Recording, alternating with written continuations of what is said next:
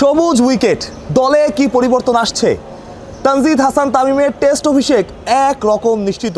সাদমান ইসলাম, যিনি আগের ম্যাচের একাদশে ছিলেন, তিনি ছিটকে গেছেন ইনজুরিতে।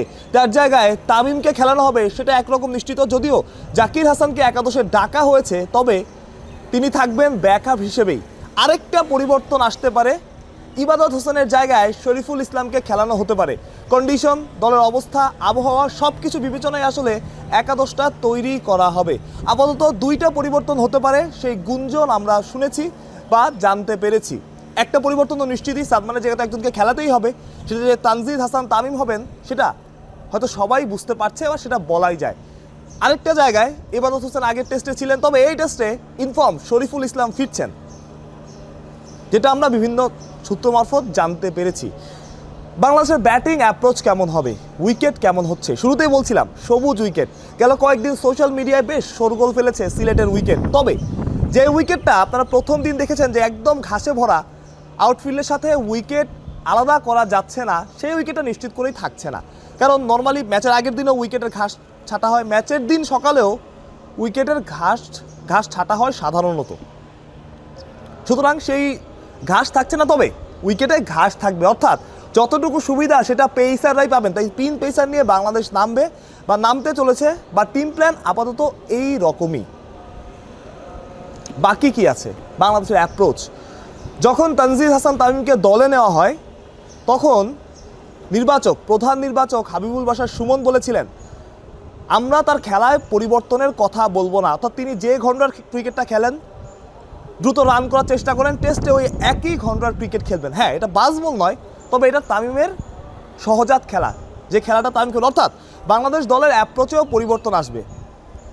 বাংলাদেশ অ্যাটাকিং ক্রিকেট খেলা চেষ্টা করবে দ্বিতীয় টেস্টে। প্রথম টেস্টের শেষ দিকে আমরা যেটা দেখেছিলাম, ওই যে নাজমুল হোসেন শান্তর ইনিংস ঘোষণা করে দেওয়া, 1 উইকেট থাকতেও পাকিস্তান বলেছিল যে 270-এর কমে বা 60 থেকে 70-এর মধ্যে তারা হয়তো ডিক্লেয়ার করবে না। কিন্তু বাংলাদেশ দল ইনিংস ঘোষণা করে বুঝিয়ে দিয়েছে অ্যাটাকিং ক্রিকেট খেলার মানসিকতা, চ্যালেঞ্জ নেওয়ার মানসিকতা বাংলাদেশের আছে। আর ভাগ্য নাকি সাহসীদের পক্ষেই থাকে।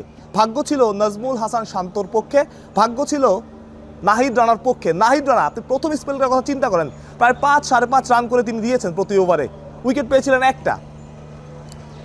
অনেক কথা হয়েছিল, পাকিস্তানি যারা আছেন, টুইটার যারা ফলো করেন, বিভিন্ন সোশ্যাল মিডিয়াতে অনেকে বলেছিল যে নাহিদ রানার এটাই হয়তো বা এক ম্যাচ ভালো খেলবে, এক ম্যাচ খারাপ খেলবে, বা নাহিদ রানাকে নিয়ে যেসব আলোচনা হয় সেটা হয়তো অহেতুক।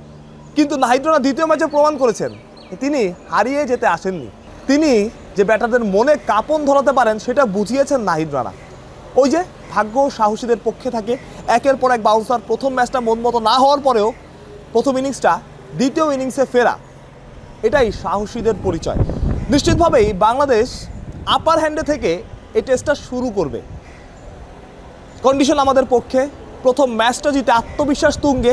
অন্যদিকে পাকিস্তানের অবস্থা যদি দেখেন, সমালোচনা চারও দিক থেকে, পাকিস্তান এক্স ক্রিকেটার থেকে শুরু করে, সাংবাদিক থেকে শুরু করে, বিশ্লেষক থেকে শুরু করে, সবার মধ্যেই ওই দলের সমালোচনা, দলের অ্যাপ্রোচের সমালোচনা, অধিনায়কের সমালোচনা, সব কিছুই চলছে।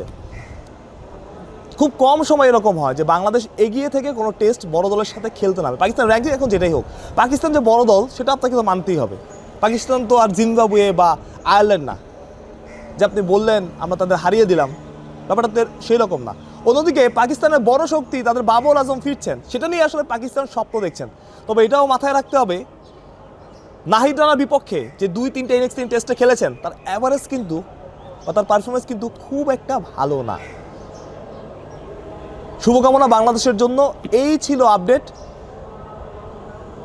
সিলেটের বৃষ্টিটা আসলে বড় বাধা হতে পারে, আশা করব যে সেটা বাধা হয়ে না দাঁড়াক, টেস্টটা অন্তত হোক। ঢাকায় আমরা যে টেস্টটা উপভোগ করেছি, টেস্ট সিলেটেও সেই একই ধরনের ম্যাচ হোক, একদম পয়সা উসুল ম্যাচ। মাহফুজ প্রত্যয়, বিডি ক্রিক টাইম।